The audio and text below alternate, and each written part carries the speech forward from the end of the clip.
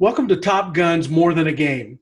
More Than a Game will take you into the lives of female athletes and leaders to bring a better understanding of who they are as people. We are joined by the highly talented and very dynamic Janie Reed from Athletes Unlimited and Team USA. How are you doing today? I'm good. How are you? I'm doing well. Here in Kansas City, we got an 84-degree weather, and I'm eating it up because yesterday was like 38. Oh my gosh, that's crazy. Yeah, it's been pretty consistently warm here, and it's only 75, so everybody's trying to wear sweatshirts. In San Diego, we want fall. I want to give a shout out to your parents, George and Susan. How are they doing? They're doing great. Newly grandparents, and so they're loving that. Awesome. How's the rest of the family? Good. Everybody's awesome. Awesome. I wanted to do an interview with you because I think you've started a dynamic program, and you've grown up in Placentia, California, correct? Yes. What was a typical day like for you growing up there? It was an awesome town to grow up in. I remember just loving my youth softball league that I grew up in, and my oldest sister is 8 years older, and so my mom put her in Placentia Yorba Linda Girls Softball Association, and then my middle sister and I followed after her. And so, we would go to school, come home, do homework before dinner, and then when my dad got home from work, we would normally after dinner go out into the garage and hit, and then we would do it all over again. Probably had softball tournaments on the weekend. I was either at a softball tournament watching my sister, or I was playing in one. Yes, I remember those days fondly. Yes. Were you a good student? You mentioned studying. Yeah, I was. I really enjoyed school from a young age, although I was very hard on myself. I'm just kind of an achiever by nature, and so I would get frustrated if I didn't understand something. But I remember from an early age, like they would give you a homework packet for the whole week, and I would get it all done on one day, like a Tuesday, and I would have no homework for the rest of the week. And so in third grade, I got invited to be in a gifted and talented education program, and my parents thought I was getting a little too confident with my schoolwork, so they moved me schools, and so I did that for the rest of my elementary years. And then I was in honors in junior high, but then when I got to high school, I kind of wanted to invest a little bit more time in softball, and so I don't believe I was in any honors classes in high school, so that I could kind of even out more between school and softball. Oh, wow. That was probably a smart move. Did all that groundwork that you did growing up, did that help you in college? I have always been a good student, but I would say my biggest struggle in college was time management. So my first 2 terms, we were college that had terms instead of semesters, so 10-week terms. My first 2 terms were not very good. It's like a whole point grade point average lower than what I was in high school. I was like a 3.8 student in high school, and I think in my first 2 terms it was more like 2.5, 2.8, and it was really just poor time management and prioritizing other things over schoolwork, and enjoying the freedom of being away from home, and not understanding how to map out my week. Now that I wasn't in like a very structured, you go to school at 7:55 and you get out at 2:15 every single day. So having classes throughout the day and having so much freedom on the weekends was not a good recipe for my grade point average. But after that, I definitely learned my lesson because I wanted to get into the journalism school, which you have to have a minimum of a 3.10 grade point average. And so spent a lot of time getting that grade point average back up, and fortunately did get into the journalism program.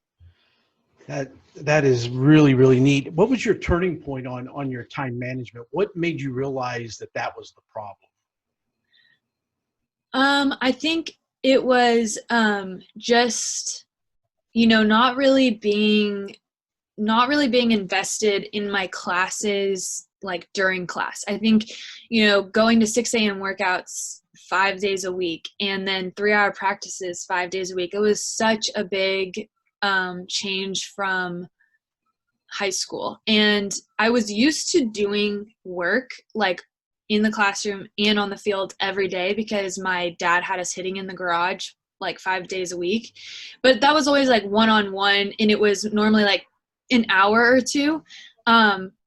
So I was used to that, but I guess I just wasn't used to the level of exhaustion that I experienced in my first couple of terms of college of 6 a.m. workouts, go straight to class, go straight to practice, go straight to tutoring, and then go to bed and do it all over again 5 days a week. And so when I did need to do stuff, when I was in class, I wasn't paying attention because I was just so tired and I, didn't want to pay attention. And then when I had free time, I just didn't want to do schoolwork. And so I think it was, not great nutrition. And then also just like not being ready to apply myself in college. I was just kind of like, one of my biggest priorities was socializing and meeting new people in college, which is fine. But I think it took precedent over some things that are definitely more important than that. So I definitely had to just kind of step it up in class and just really apply myself in class and focus and just get enough rest and nutrition and all of that to be able to spend my energy wisely. I envy people such as yourself with the language arts, and I'm a math geek and I cannot do language arts, but I can do math all day. And I'm always wondering, why is that? It's just, I guess it's the way we're wired. So you played for Athletes Unlimited. You're on the USA Women's National Team. You attended the University of Oregon.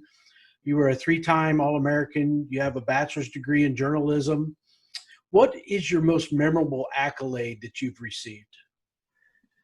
Yeah, I think out of all of those, I would say making the Olympic roster was the most memorable accolade that I've ever received. And I remember it just being out of like, I never thought I would be named to an Olympic roster, and B, I didn't really have a great tryout, and it was a cool experience. Not really like feeling like I earned it, but knowing that what I had done over the 5-6 years that I had played on the U.S. Women's National Team had accumulated to them picking me on the roster.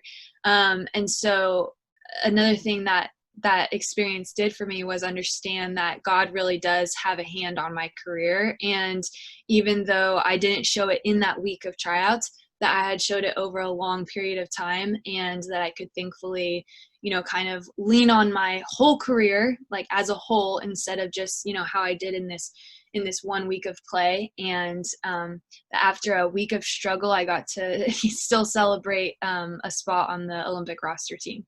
So I have a question, kind of an off question here, because in the travel ball world, and I don't want to get too much into softball, but how do you mentally prepare to try out? How do you get yourself, your mind right to go try out? Because to me, that's 90% of the mountain you have to climb when you try out, A, for the Olympics, B, for a travel team, high school team, whatever it is. How do you mentally prepare? That's a great question. Because I remember I had tried out in high school for my high school team, for travel ball teams. And so obviously it's not as big of a stage as the Olympic team, but at that time, it feels just as big in your career. And I would say that, preparing for showcases in high school, that kind of goes along with it, is you're preparing to showcase your skills, whether it's a tryout or a showcase, whether you're being recruited or trying to make a team. And I've really leaned on preparation equals confidence. And so I believe that, if you prepare effectively, then you will go into that tryout or showcase or whatever, way more confident than if you didn't prepare. And part of that is learning how best to prepare for you as an athlete. And for me, as I've grown, that's also been preparing mentally, spiritually, and physically on top of my softball skills. I'm also preparing spiritually and mentally going into this experience. And then you also have to understand what physically is going to help me prepare best for this. And then another thing that I've kind of added into my toolbox recently is just really understanding the difference between excellence and perfection. So a lot of times when you go in to an environment where you're going to be judged on your skills, you want to be perfect in what you do, but just understanding that that's not realistic. But you can't expect yourself to perform at an excellent standard. If, whatever that means for you, you want to be excellent in what you do and be the best that you can be. And so really understanding that excellence knows it's not going to be perfect. Excellence is going in knowing I'm not going to be perfect, but I'm going to compete at my highest standard, mentally, physically, and emotionally. Yeah, thank you very much. I've always never knew how to quite explain that when I was asked that question. And that's just an awesome way to look at it. There's three phases to it. Have you been able to use your degree? A big part of my degree has been storytelling, or was storytelling when I was getting my degree, which I went into college wanting to do broadcast and maybe be a sideline reporter. And as I went through my classes, I realized that I was way more passionate about the creative side of journalism, like video production and photojournalism and storytelling, than reporting. And so through the ministry that I helped start, Church on the Dirt, I do most of the creative work, and we've started to try to record podcasts where we're really trying to tell a story. And so I've seen my degree work in those ways, but as far as having a job in journalism, I haven't used it directly like that, but I've definitely seen how what I learned in school has helped me pursue the passions that I'm passionate about. So let me get this straight, just for our audience here. You learned something in school that you were able to use later on in life. Yes, that is correct. Okay, I wanted to make sure I heard that right. Each year, the University of Oregon awards the Jackson Athletic Trophy Award to a graduating senior female athlete. The recipient is based on outstanding athletic abilities and scholastic achievement, leadership abilities, and an inspiration to others. Can you tell me about this award? You won this award, correct? Yes. Yeah, we actually had, they called it the O Show, and it was I think it was the first time we had like our Oregon version of the ESPYs. And I remember I was up for the award, and I remember I wasn't up for Female Athlete of the Year, I think, or I was, and I was kind of like wanting to win that one. But then when I learned what the Jackson Award was, it was a huge honor to not only be awarded for my performance on the field, but also just like all around. And yeah, I think that was kind of when I began to realize that God had gifted me in leadership. And although I hadn't always seen myself as a leader, that, like winning an award like that, really kind of like it has to be someone that has some type of leadership skills, not just on the field, but off the field as well. And so that's kind of when I began to become passionate about just connecting both, because I think a lot of people want to be one thing, and I think it's like, if I just want to be a great softball player, I think we kind of sell ourselves short, because it's so much bigger than just what we do on the field. It's like how we treat people off the field and serve our community off the field. So yeah, that was a huge honor for me to receive. While you were at Oregon, you participated in a number of community service projects for Mount Pisgah, a Thanksgiving basket drive, UNICEF. How important is community service for young athletes today? I think it's huge. And I really wish that I would have been more involved, even more involved.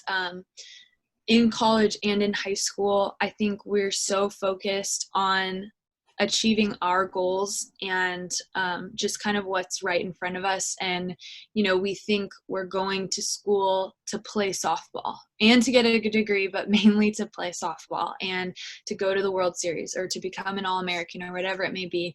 And I think that community service and just not just doing community service just to check it off the list, but really investing in your community is so important because I think it keeps us humble as athletes when we're in environments where people are constantly serving us. It's so important to understand the value in serving other people. And because if we do only focus on us and we only do things that are going to benefit us directly, you're going to create habits like that in life. And as you go throughout life, you might start looking at other people as just like, how can I use them to benefit myself? Or, even I've been almost married for 3 years, and, in marriage, it requires so much serving of each other, even when something isn't going to directly benefit you back.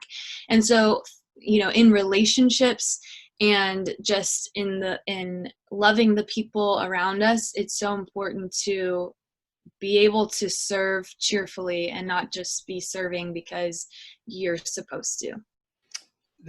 I am 100% agreement with you on that. And that one of my favorite movies is Pay It Forward. And that movie really spoke to me, and what I do today and everything I do today is pay it forward. The most important thing we have is time. And I'm happy to hear that. I'm hoping that the audience will be happy to hear that it's okay to go out and serve and help. My last softball question, then we're going to get into what I really want to talk to you about. So you used to spend 6 days a week working with your dad on your skills. What was that like? It was, I think in the moment, I was definitely different than the other kids at my school in my class. Like, nobody else I knew spent that much time on their sport. And so I think from a young age, I really became attached to like hard work and understanding that, because my dad would always tell us, like, you guys do have natural abilities. Like, we have good hand-eye coordination. We're fast, like me and my sisters. But he's like, there are a lot of things that you don't have. And that's why we're out here working on those things so that you can, like he saw potential in all of us. And then also just, I have very fond memories of working out in the garage. We started with like a quilt hanging in our garage, and we would hit softballs into it. And then finally, like, my parents had enough money to buy a net, and that was like a huge deal. And so it's really cool to have those stories. It was also, not always pretty. Our relationship, we would have a lot of fights just over softball, over miscommunication, over, stop telling me what I'm trying to do. Like, that's not what I'm trying to do. Just things like that. But overall, like, I can't believe the amount of time that my parents invested and my dad invested in my softball career, not knowing that I would make the Olympic team one day. He invested simply because he knew that it would take hard work to do anything great. If you want to be great at anything, it's going to require commitment. And so it's pretty cool to look back and see that he went to work all day, came home, ate dinner, and then we went into the garage, and he invested like 2 hours every night into us, not knowing if it would ever pay off. Yes. Once again, I'm going to restate, time is the most important thing we have as humans while we're here. What's your relationship with your dad like today? Yeah, it's great. It's been really cool to be on this journey and to have such supportive parents. And I think one of the coolest things that I love about our relationship is that it's evolved and it's grown as I've grown as a professional athlete. And one of the things that we've had to grow through is kind of going from a coach player relationship to like, we're working on these things together. We're hitting together. We're going to work together to get me to where we both ultimately want me to be. But as I've learned and grown as an athlete, part of being a professional athlete is knowing what you need. And so it's not depending on a parent or a coach to tell you what you need. It's knowing and taking ownership of your own career. So that can be hard, as a parent that has walked with me since I was 6 years old when I started playing softball, and has hit with me like the number of pitches he's thrown to me probably couldn't even count. And so, yeah, we've gone through times where we really had to communicate and figure out how are we going to continue to work together on this, because otherwise, if either of us get stuck in our ways, it's not going to work, and we're not going to be able to work together. It's just not going to work. And so it's been really cool to see how our relationship has evolved, and how he's really encouraged me even to take ownership of my game. And he's really filled in the gaps of what I need as a player, because he can see it from the outside more now than being so involved as a hitting coach. So he can see when I need confidence, or when I just need to be reminded to have fun, or to let myself be athletic, or those kinds of intangibles that, normally he was kind of more focused on the mechanics of my swing, or like the intricacies of the actual, art of hitting. And so it's cool to have someone that knows me so well and now knows what I need as a professional softball player. Please correct me if I'm wrong, but from what I heard you say is, as the athletes mature, the parents need to mature with them, and vice versa. Yes. And start backing away and become more in a mentoring role instead of a teaching role. Is that correct? Yeah. And I think that if you have had a teaching role in your daughter's life for a while, I think that you have to trust that you have taught them well enough so that they can now take ownership of what they do. And now you can kind of step into a different role, because, I know as like, if I'm giving hitting lessons to a player, I don't want to always have to be going over the same things over and over again. I want her ability to elevate, so then our conversations can elevate, and, we can really build. And so I think something that maybe parents don't always realize about their coaching and parental relationship with their daughter is that, yes, like if you do a good job teaching your daughter, you should be able to take that, to let them have more responsibility and ownership of their craft, because that should be your goal, is to empower them to take ownership instead of to always have to depend on you. And then it can become a really cool relationship. I can tell you some of the 4 most memorable years of my daughter's playing career was her 4 years of college. I had nothing to say but just cheer. And it was so enjoyable watching that, and just being a part of it and watching her journey unfold. And I urge anybody just to sit back and watch a couple games if you can, and just see the enjoyment that your child has out there playing without having to listen to you, their coaches, the umpires, their teammates. You just sit there and enjoy the moment. And that, I don't know, that kind of took me back a little bit. Yeah. I want to shift gears now. Faith is a huge part of your life. And you stated that my faith has changed the way I think and the way I view people. How did you view people? I think, before I really grew in my relationship with Jesus, I just kind of viewed people of like, whether I connected with them or not, whether we were going to be friends or not. I think it was just kind of like, it all kind of came back to me of, kind of like I was saying earlier, of like, who can add value to my life, instead of looking at people as like, how can I add value to their life, and how can I add value to the lives of the people around me. So definitely became less self-centered in my view of people. So how has this impacted your relationships now? I mean, going forward, how have you allowed it to change you? Yeah, I think just really understanding that whoever I'm around, whoever is just understanding there's no coincidences, and that God has ordained, me to be around the people that I'm around, and not only just ordained it to happen, but he's entrusted me with those moments and with those people, and to really, like, my outfield coach in travel ball used to say, like, give all that you have today, for what you keep inside you lose forever. And he said that to say, if I don't die for a ball, like, there's going to be another ball in the future that I can die for, but I'll never be able to, like, go back and die for that ball. And so it's kind of like, if I blow an opportunity to have a conversation with someone because I'm tired or irritable, like, there's going to be another person that I can have a conversation with. But I'll never be able to go back and really have that conversation, And so I think that's what's cool about God, is he will give you another chance, but you still lose that chance, and that's okay. Like, it's not like he holds it against us or anything like that, but to really have our eyes open to the opportunities that God does give to us leads to just a life full of perspective.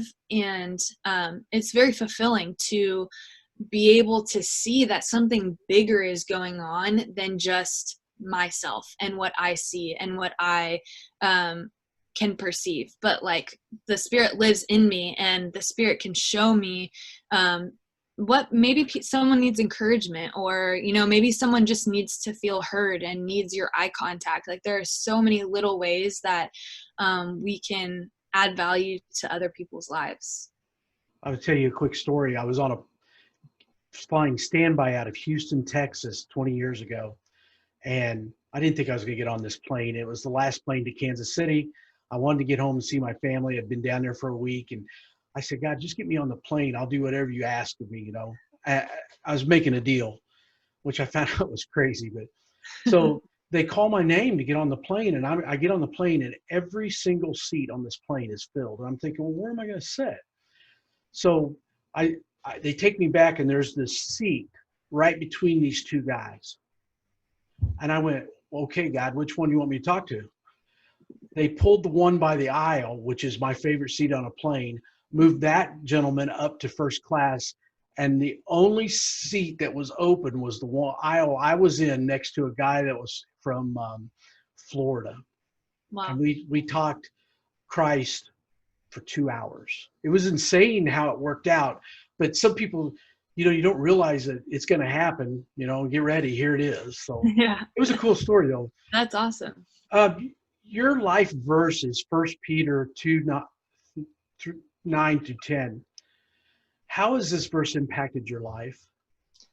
Yeah, the first time I remember reading this verse was actually, it was either the day of, I'm pretty sure it was the day of or the next day after I had found out that I became an All-American for the first time in college. It was my sophomore year of college. And I remember finding out, and instead of it feeling like the huge accomplishment that it was, because of where I was at in my life, and because I had really lost interest in God, in my relationship with God, although I had been baptized when I was in 8th grade, as I went through high school and started to focus more on softball and getting recruited, and then I went to college, and I was just soaking up everything that college had to offer. I had really, a byproduct of that was just turning my eyes away from God and focusing more on just life and what this world had to offer. And instead of that moment being fulfilling of, like, God has given me all these opportunities and I'm an All-American, instead it was all about me. And at that time in my life, I had been dating my first boyfriend, and he was on the baseball team at Oregon. And our relationship was just not great. And I was just seeking a lot of attention from him because he had started to give me less and less attention. And I just remember being so insecure. That had kind of caused a root of insecurity in a lot of areas in my life. And I was hoping that becoming an All-American and achieving this accolade would fix that feeling that I had inside. And I remember finding out that I had become an All-American, and my boyfriend didn't really care that much. I wanted him to care more. And I just remember feeling really empty in that moment. And just the only way that I could describe it is just feeling like, is this all there is? Like, there has to be more. I thought that this achievement would make people like just more impressed with me, or, you know, whatever. And I just realized that, you know, nothing really changed. It's like, you get a title, you get a plaque maybe, but like, other than that, nothing really changes about your life. And I remember just being really upset and crying and going over to my bookshelf and pulling out a Bible that I hadn't read. I had just brought it up with me from home. It was one of my mom's old Bibles. And it was more so a decoration than a book that I read. And I remember opening it up to a random page, and I think it must have been First Peter, and I started reading.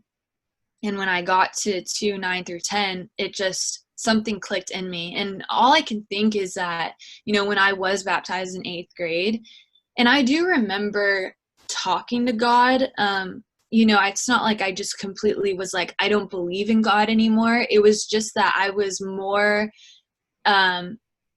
infatuated with the things that I could see than the things that I couldn't see. And so I know that, you know, when I was baptized in 8th grade and I gave my life to the Lord, that although I had walked away, like, he had never walked away from me, obviously. And so it's just really cool to think about that I was able to receive the words on that page only because, like, I had this foundation of growing up knowing who God was. And it just says, like, for you are a chosen race, a royal priesthood, a holy nation, a people for his possession, so that you may proclaim the praises of the one who has called you out of darkness and into his marvelous light. Once you were not a people, but now you are his people. And I remember just thinking, like, of feeling that that ownership that God has over me, and that kinship of, like, I am his daughter. And it not being because I'm great at softball, and it not being because I'm a good person. It's simply like, there's nothing that I could do to earn that title of being a daughter of God, only me accepting what Jesus has already done for me, and realizing that my identity is not in my achievements, and his love for me is not dependent and does not hinge on my achievements, but is unconditional. And just really, like, I think it was not so much realizing that, but remembering that, you know, I had kind of forgotten that through my journey of chasing after all of these worldly things, and just really being just brought to tears in that moment of realizing why becoming an All-American didn't satisfy me. And then thankfully just, you know, feeling really broken inside, but knowing where to turn to. And that's what I'm most thankful for, is that my parents had us grow up going to church, so that when things didn't go right, I knew exactly where to run. That's so neat. You wrote an article for The Increase titled "Make Today Count." How do you make today count today, and did you make today count when, let's say, you were 12 to 14? Yeah, that article was out of just kind of COVID happening, and being sent home from the tour that we were supposed to be on from January to the end of the Olympics, and realizing that there were a lot of days that I just assumed we would have another day together on our team, and maybe like pushing Bible studies back, not prioritizing those spiritual moments and opportunities that I had with my teammates, because assuming that we were going to be on tour together for 7 months, and then only getting through like a month and a half of the tour and getting sent home and not knowing the next time I was going to see my teammates. And that really showed me and gave me the perspective of, like, you really never know, you know, when the last day is going to be with your teammates.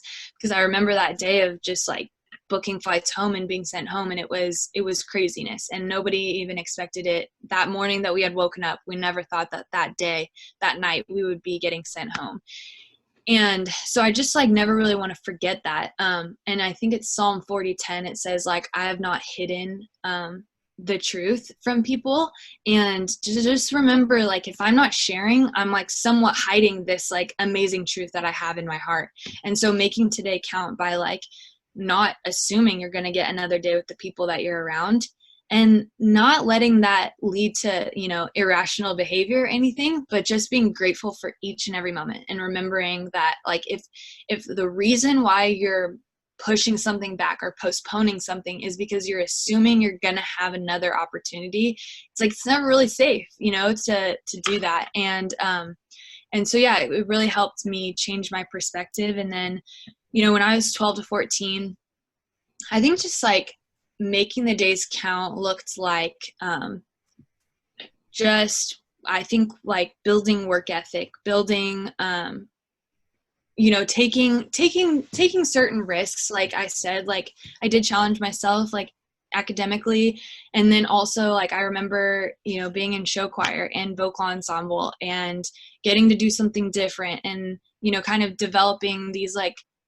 more well-rounded skills. I think kids are more so being pressured into specialization earlier and earlier. And although I never played another sport competitively, I think I played 2 years of soccer when I was 7 and did not like it. But you know, there are a lot of kids that love multiple sports, and they're being pressured into specializing in one sport very, very early. And I think that I don't think that's necessary. And I think that you're going to be even a better athlete if you know how to play multiple sports. Like you look at Haley McClenny, who played multiple sports all growing up, and she's one of the most athletic people on our team. And granted, she's naturally athletic, but she can do things that other people can't just because of what she's learned in other sports. So I think, you know, being a well-rounded kid, I think, is really important. So not pigeonholing yourself so early, not saying I'm not the smart kind, or I'm not the athletic kind, or I'm not the kind to do show choir. I think just having an open mind as a young person, and if you're interested in doing something, like taking a risk and going for it, because it may seem like a huge deal in that moment, but life happens fast, and one day you'll be 20 years old and you don't get the same, you know, opportunities to try whatever sport you want. So yeah. Absolutely. Yeah. So here's what I'm going to get into where I really wanted to talk about, because I'm kind of excited about this. I've seen people try this, and now I'm thinking that this is probably going to be something that it will move. You've got an initiative you started with Aubrey Munro and Michelle Moultrie, Ali Aguilar, and Nikki Udira, called Church on the Dirt.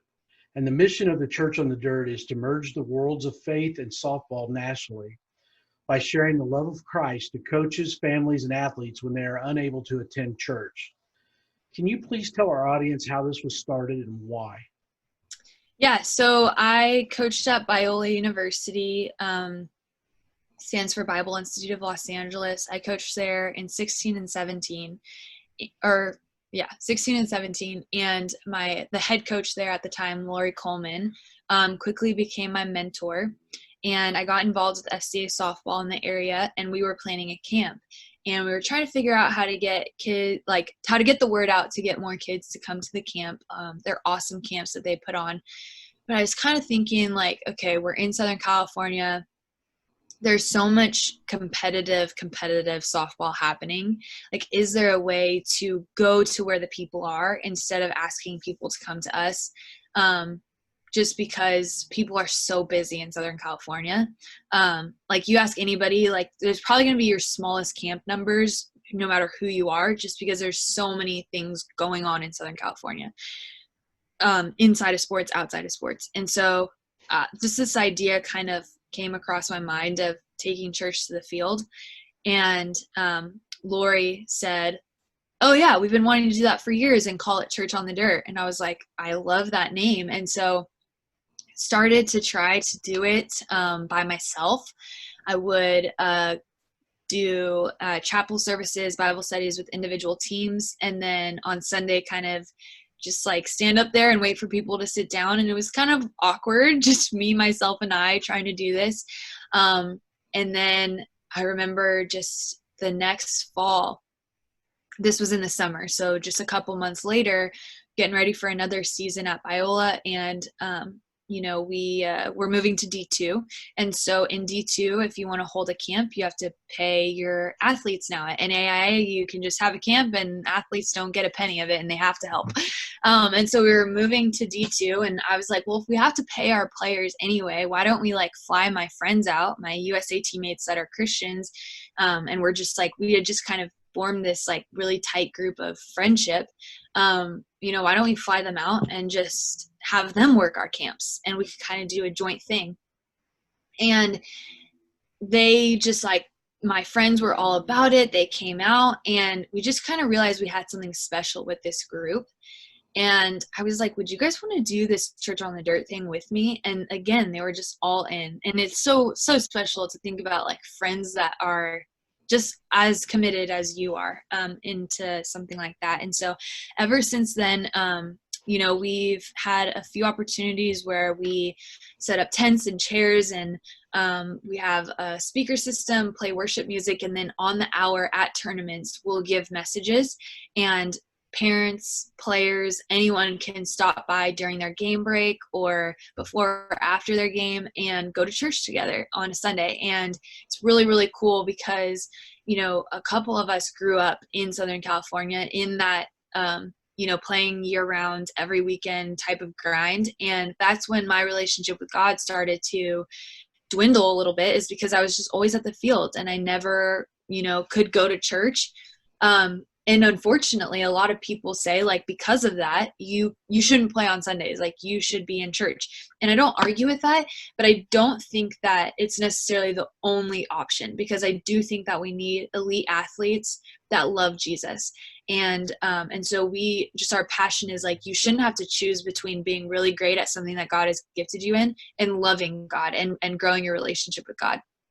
And then also just like fellowshipping with your family. I think that's something that families lose with playing on the weekend so much. So, we have parents and kids praying together, and, maybe they haven't prayed in months or years because of tournaments and stuff like that. And so it's really emotional for a lot of families, which is really cool. But also just like families are just really grateful that for that weekend they don't have to choose, because a lot of, which I never thought about because I'm not a parent yet, but feeling like you are having to make the choice as a parent whether your kid goes to church or goes to their games. I've never thought about that, but how heavy that burden must be, to feel like you're almost taking your kids out of church if you choose softball. And so, yeah, we're hoping that, especially after the Olympics, that it grows even more. We're just, kind of busy in this season of our lives, but it's been really fun the times that we have been able to do it. So the other members of the group, they travel too, also to the different tournaments you choose to go to? Yeah, and we've only done tournaments in Southern California so far. We've only done, I think we've done 4 PGF tournaments. And so, yeah, we'll fly everyone out to Southern California. Nikki and I both live close by, so we can drive. But, yeah, fly everyone out and put on church at the tournaments. How do event coordinators get involved with this and bring this to their cities? Have you planned that out yet or thought about that? Yeah, we would love to expand to anyone. I think the biggest thing is just figuring out, like, I think, like, when we're running a tournament in Southern California, we have all of our materials in Southern California. So I think it's just, there's logistical things that have to go along with it. But we've done some camps at different locations. We've gone to Boston and Texas, and we're like, if you can get us there, we don't necessarily need to take any money, but as long as like we don't have to like pay to travel there and to stay there, we are honestly willing to go wherever we're needed. So yeah, if and a lot of times it works out where it's we'll do a camp on Saturday, and that money raised will pay for our travel expenses, and then we'll go and do Church on the Dirt on Sunday. So there's a lot of ways that we can make it work. So yeah, we're definitely open to traveling and going wherever God needs us to go. That's that's just an amazing thing. I hope it takes off for you. And if anybody needs to get a hold of you, I'm happy to hand out your email. If it's all right with you, they can contact Absolutely. you. Yep. So I got a couple hard questions here. What's up with the green and yellow of Oregon? You don't like it? Or the new? Are you talking about the new green and yellow? Yeah. I know. I'm kind of a lover of the classic hunter green and yellow. The Kelly green is a little. I loved like I think it's like 2010, 2011 football uniforms where it was like the Yes. dark green with the like not the gold yellow, but like more of, I can't remember. I don't know how to describe it, but yeah, those were my favorite Oregon colors. Okay. Now, I do this all the time. So I need the funniest story about softball that you can remember. I know I'm putting you on the spot, but. I mean, the first one that comes to mind is like, I think it was my first or second season in softball. I hit a ground ball to the shortstop and I was running to first. I tripped and fell flat on my face, got up and still beat the throw. And I think that's when everyone realized like, okay, I'm really fast. I would like to say thank you for taking the time here today. I really appreciate you coming on and sharing parts of your life with us. It's really special. So thank you very much. Absolutely. Thank you for everything that you're doing with More Than a Game. It's really needed in our sport, and I know that we appreciate it.